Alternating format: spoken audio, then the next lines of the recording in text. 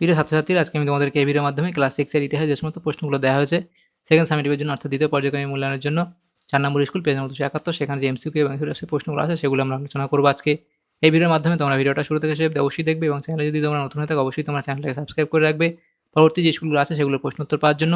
এবং এর আগের যে স্কুলগুলো ছিল সেগুলোর প্রশ্ন উত্তর আমরা আলোচনা করে দিয়েছি, এমসিকিউ এবং এসইউ টাইপসের প্রশ্ন তোমরা প্লেলিস্ট থেকে সেই প্রশ্ন উত্তরগুলো পেয়ে যাবে, সেখান থেকে দেখে নিও সেই প্রশ্ন উত্তরগুলো। আজকে আমরা আলোচনা করবো এই 4 নম্বর স্কুলের প্রশ্ন উত্তরগুলো। এবং এই প্রশ্ন উত্তর যে পিডিএফ সেটা তোমরা পেয়ে যাবে আমাদের টেলিগ্রাম চ্যানেল থেকে পরবর্তীতে। ডেসক্রিপশনে আমাদের টেলিগ্রাম চ্যানেলের লিঙ্ক দেওয়া আছে, সেখানে তোমরা যুক্ত হয়ে যাবে, তাহলে তোমরা পিডিএফগুলো সেখান থেকে তোমরা পরবর্তীতে পেয়ে যাবে। তো এখানে দেখো 4 নম্বর যে স্কুল সেখানে আমাদের কী বলা হয়েছে, 10টা এমসিকিউ টাইপ প্রশ্ন দেওয়া আছে 10 নম্বর। তো এখানে একের দাগে কী বলা হয়েছে দেখো, সঠিক উত্তরটি বেছে লেখো। একের দাগের একের প্রশ্ন, ঋগ বৈদিক যুগে আর্যদের বাসস্থান ছিল। ঋগ বৈদিক যুগে আর্যদের বাসস্থান ছিল, তাহলে সেটা হবে সপ্ত সিন্ধু অঞ্চল। এর পরবর্তী প্রশ্ন কি, দুইয়ের দাগে বলা আছে কি, ত্রিপিটক কোন ভাষায় লেখা। তাহলে ত্রিপিটক কোন ভাষায় লেখা সেটা এখানে লিখবে পালি ভাষায়, অপশান বি, অপশান সি। তৃতীয় প্রশ্ন বলা আছে দেখো, মেগালিথ হলো পাথরের ঢিবি, পাথরের বাড়ি, পাথরের গাড়ি নাকি পাথরের সমাধি। এখানে অপশান ডি হবে সঠিক উত্তর, তাহলে সেটা কি হবে, পাথরের সমাধি। এর পরবর্তী প্রশ্ন কি, হর্ষচরিত গ্রন্থের রচয়িতা হলেন। হর্ষচরিত গ্রন্থের রচয়িতাকে হর্ষবর্ধন, বাণভট্ট, কালিদাস নাকি রবীন্দ্রনাথ ঠাকুর, সেটা হবে অপশান বি অর্থাৎ বাণভট্ট।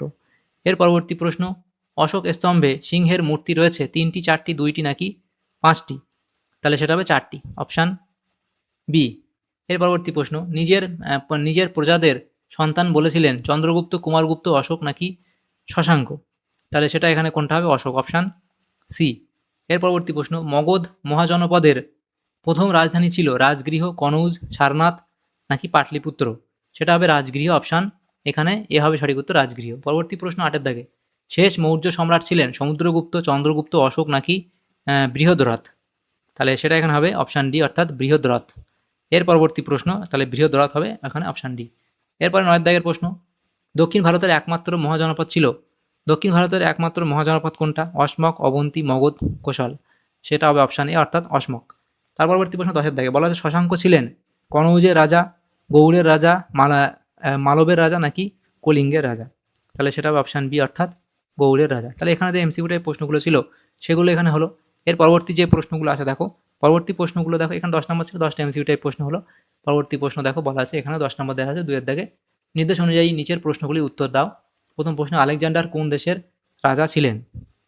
আলেকজান্ডার কোন দেশের রাজা ছিলেন, তাহলে সেটা কোনটা হবে, আলেকজান্ডার কোন দেশের রাজা ছিলেন, সেটা হবে ম্যাসিডনের রাজা, তাহলে সেটা হবে ম্যাসিডনের রাজা।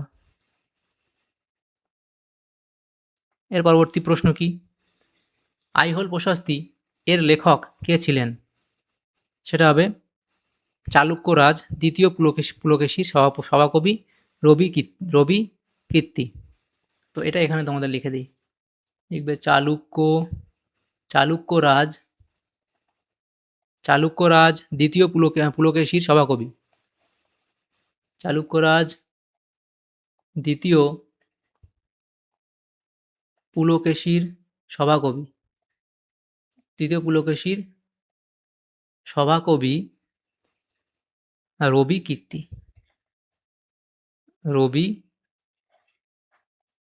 রবি কীর্তি।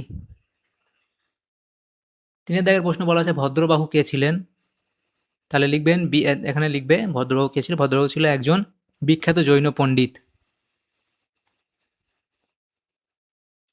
একজন বিখ্যাত জৈন পণ্ডিত, একজন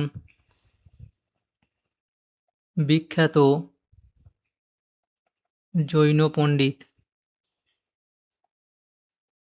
পণ্ডিত, এবং দিগম্বর জৈনদের নেতা, এবং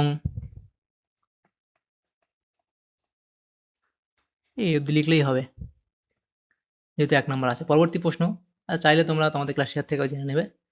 পরবর্তী প্রশ্ন 4 দাগের প্রশ্ন বলা আছে, হর্ষাব্দ গণনা শুরু হয় কত খ্রিস্টাব্দ থেকে, তাহলে সেটা হবে 606 খ্রিস্টাব্দ থেকে। এর পরবর্তী প্রশ্ন, কোন রাজার আমলে নালন্দা মহাবিহার তৈরি হয়, গুপ্ত সম্রাট প্রথম কুমারগুপ্তের আমলে, প্রথম কুমারগুপ্তের আমলে, প্রথম কুমারগুপ্তের আমলে। গোত্র কথা প্রাচীন অর্থ কী? তো এই প্রশ্নটা একবার তোমরা তোমাদের ক্লাস থেকে জেনে নিও। পরবর্তী প্রশ্ন কি বলা হয়েছে দেখো, যে কুষাণ সাম্রাজ্যের প্রতিষ্ঠাতা কে? কুষাণ সাম্রাজ্যের প্রতিষ্ঠাতা কে সেটা লিখবে কুজুল কথফিসেস।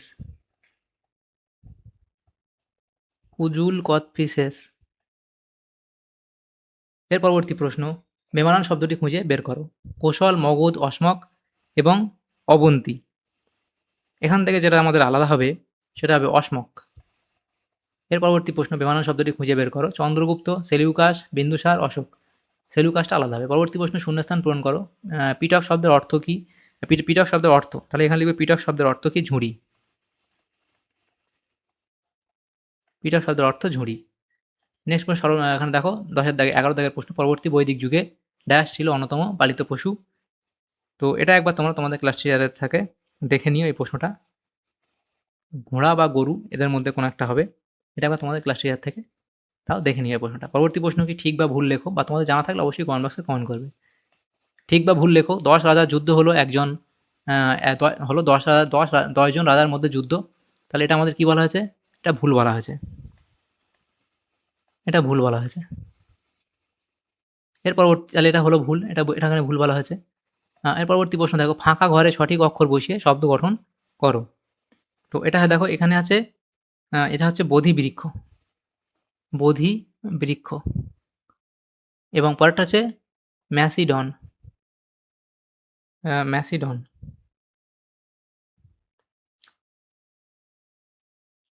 এর পরবর্তী যে প্রশ্নগুলো আছে দেখো, সেটা বলা হয় 3-এর দাগের প্রশ্ন। নিজের যে কোনো 4টি প্রশ্নের উত্তর লেখো, 2 নম্বর করে দেওয়া আছে। তো এখানে দেখো 3-এর দাগের 1-এর প্রশ্ন, সভা ও সমিতি বলতে কী বোঝায়?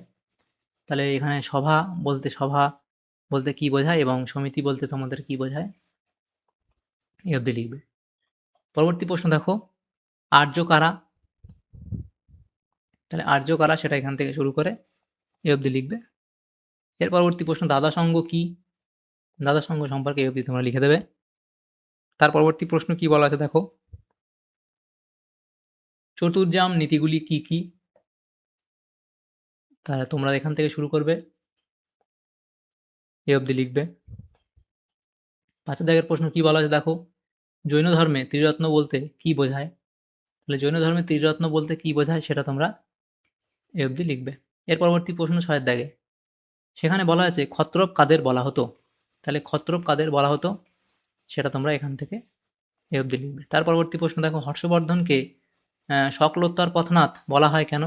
তাহলে হর্ষবর্ধনকে কেন শকলোত্তর পথনাথ বলা হয় সেটা তোমরা এই অবধি লিখে দেবে।